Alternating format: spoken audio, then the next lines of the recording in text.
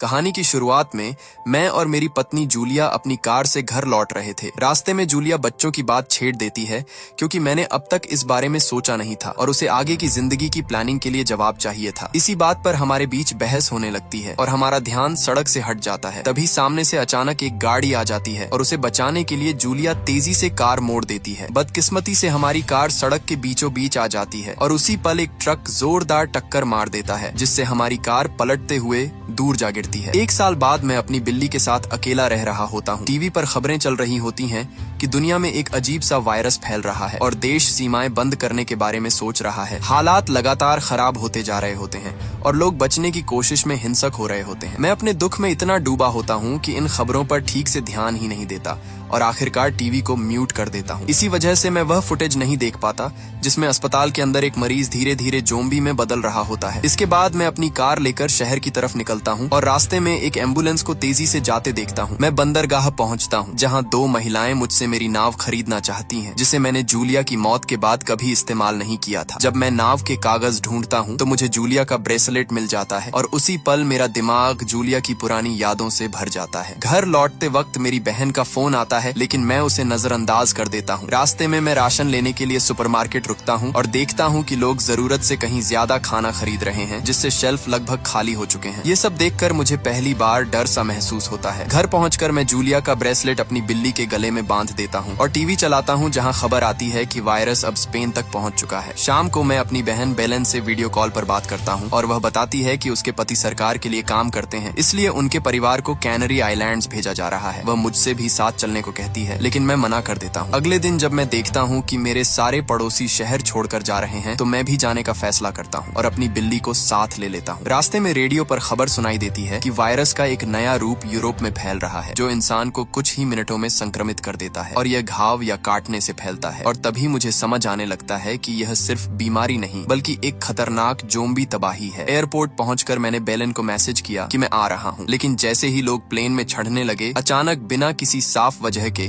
हमारे टिकट रद्द कर दिए गए और भीड़ बेकाबू होने लगी। लोग उस कर्मचारी पर चिल्लाने लगे जिसे खुद भी कुछ पता नहीं था कि हो क्या रहा है। तभी बड़ी स्क्रीन पर दिखाया गया कि सारी फ्लाइट्स कैंसिल कर दी गई हैं और उसी वक्त सभी के फोन पर नागरिक सुरक्षा अलर्ट का मैसेज आ गया। ये देखते ही एयरपोर्ट पर अफरा तफरी मच गई और कुछ लोग जबरदस्ती प्लेन में घुसने की कोशिश करने लगे। उसी वक्त बेलन का फोन आया और उसने मुझे कहा कि तुरंत घर जाकर छिप जाओ और अगली सूचना मिलने तक बाहर मत निकलना। तभी अचानक एक आदमी ने सिक्योरिटी गार्ड से बंदूक छीन ली और गोली चलाने की धमकी देने लगा, जिससे पूरी भीड़ एयरपोर्ट से बाहर भागने लगी। हर कोई अपने घर पहुंचने की कोशिश कर रहा था, इसलिए मैं ट्रैफिक में बुरी तरह फंस गया और रेडियो पर बताया जा रहा था कि यही हाल सारी सड़कों और पुलों का है। हमारे ऊपर से सेना के हेलीकॉप्टर उड़ रहे थे, लोग अपनी गाड़ियां छोड़कर आपस में झगड़ रहे थे और खबरों में बताया जा रहा था कि हालात काबू से बाहर हो चुके हैं, दंगे फैल चुके हैं और कई सैनिक भी घायल हो चुके हैं। आखिरकार मैं इंतजार करते करते थक गया और अपनी बिल्ली को लेके पैदल चलने का फैसला किया। रात होते होते मैं अपने पड़ोस तक पहुंच गया जहां मैंने देखा कि सैनिकों का एक दल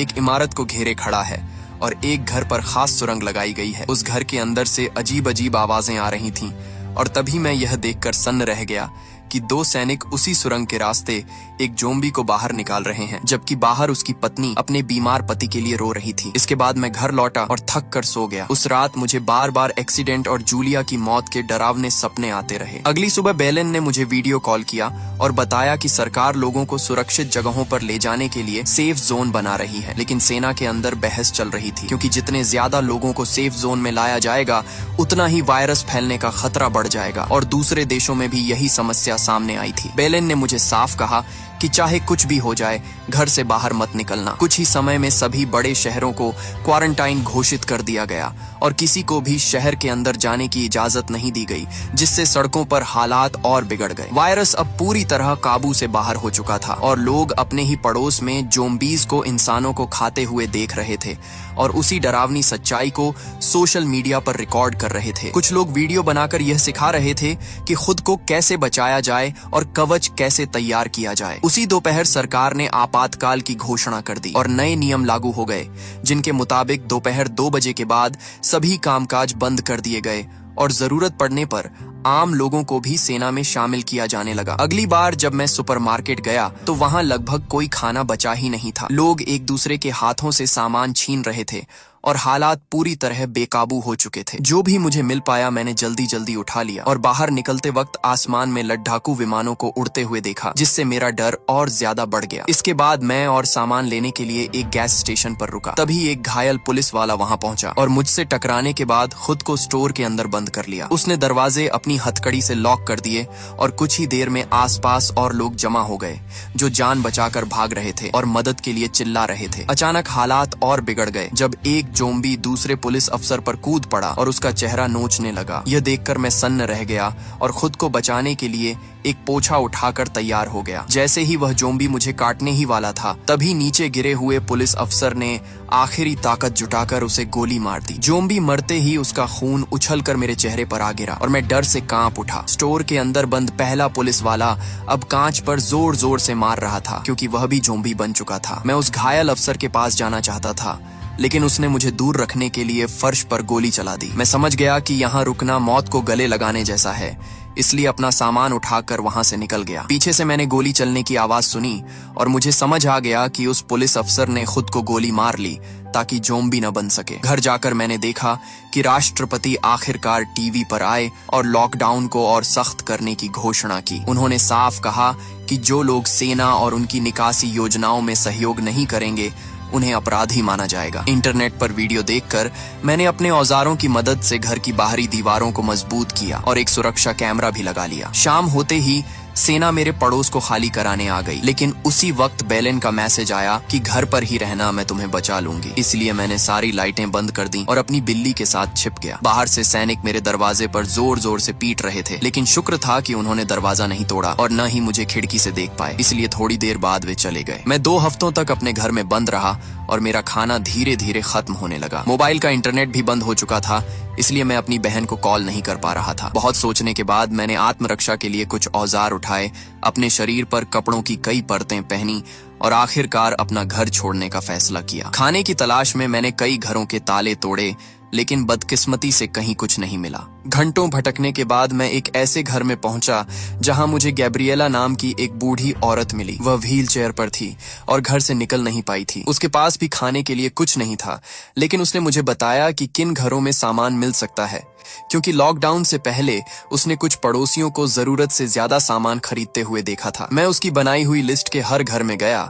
और आखिरकार मुझे खाने पीने का सामान और दूसरी काम की चीजें मिलने लगी। उन्हीं में एक बाइक भी थी। बाइक मिलने के बाद मेरी हिम्मत और बढ़ गई और मैं और दूर तक जाने लगा। धीरे धीरे मैंने काफी सारा खाना इकट्ठा कर लिया, जिसे मैंने गैब्रिएला के साथ बांटा। मैंने उसे एक वॉकी टॉकी भी दी ताकि जब मैं बाहर रहूं तो हम आपस में बात कर सकें। अब सिर्फ एक ही घर बचा था, वही घर जहां सैनिकों को जोम्बी मिला था। उस घर में मुझे खाना तो नहीं मिला, लेकिन एक टैंक मिला जिसके अंदर मरी हुई मछलियां पड़ी थी। अचानक मुझे लगा कि मेरे पीछे कोई खड़ा है और मैंने उसे जोम्बी समझकर तुरंत गोली चला दी। लेकिन वह कोई जोम्बी नहीं बल्कि एक आम इंसान था जो मुझे खतरनाक समझकर डर के मारे भाग गया। उसके जाने के बाद मैंने आखिरी बार एक अलमारी चेक की और आखिरकार मुझे वहां और खाना मिल गया। दिन बीतते चले गए और मैं और गैब्रिएला अक्सर साथ बैठकर खाना खाने लगे। एक रात मैंने ज्यादा शराब पी ली और उसी हालत में गैब्रिएला को मैसेज भेजा कि मुझे इस बात का बहुत पछतावा है कि मैंने अपने परिवार के साथ ज्यादा वक्त नहीं बिताया। इसके बाद नींद में मुझे एक्सीडेंट का सपना आया जहां सब कुछ फिर से सामने आ गया और मुझे याद आया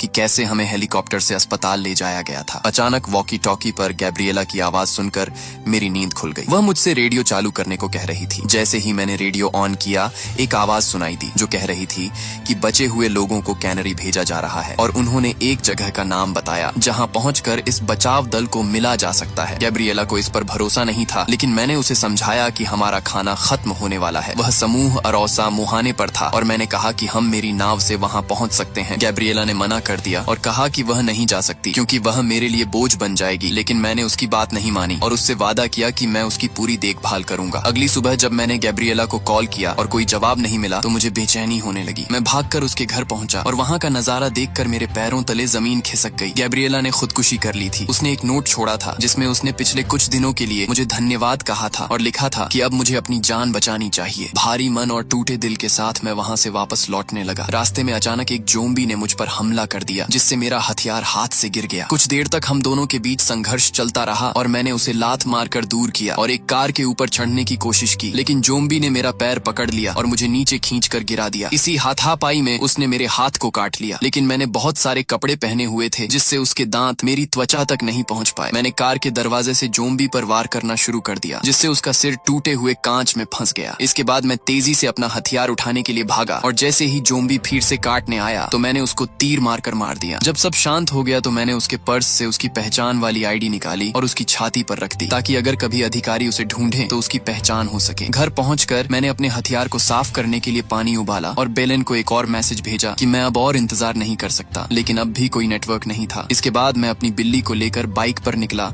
और खाली सड़कों पर तेज रफ्तार से आगे बढ़ने लगा। कुछ दूर जाने के बाद मुझे एक बैरियर मिला, जिससे मेरे पास जंगल के रास्ते जाने के अलावा कोई और रास्ता नहीं बचा। जंगल में घुसते ही कई ज़ॉम्बी मेरा पीछा करने लगे, लेकिन वे इतने तेज नहीं थे कि मुझे पकड़ सकें। कभी कभी वे छलांग लगाकर पास आने की कोशिश करते थे, इसलिए मुझे हर पल बहुत सावधान रहना पड़ रहा था। आगे एक सुनसान कैंप दिखाई दिया, जहां घुसते वक्त मुझे डर लग रहा था कि अंदर क्या होगा, लेकिन वापस जाने का कोई रास्ता नहीं था। जैसे ही मैं कैंप के बीच से निकलने लगा, तभी अचानक ज़ॉम्बीज के एक बड़े झुंड ने हमला कर दिया। मैं किसी तरह उनसे बच के वहां से निकल पाता हूँ, लेकिन थोड़ा आगे बढ़ते ही रास्ते में ज़ॉम्बीज की लाशों का ढेर पड़ा होता है और मैं इतनी तेजी में होता हूँ कि वक्त रहते बाइक नहीं रोक पाता और फिसल कर गिर जाता हूँ। बिल्ली का पिंजरा दूर जाकर गिरता है, लेकिन बिल्ली पूरी तरह सुरक्षित होती है। पीछे से ज़ॉम्बीज की आवाज सुनाई देने लगती है तो मैं घबराकर दोबारा बाइक पर चढ़ता हूँ, लेकिन बाइक स्टार्ट नहीं होती।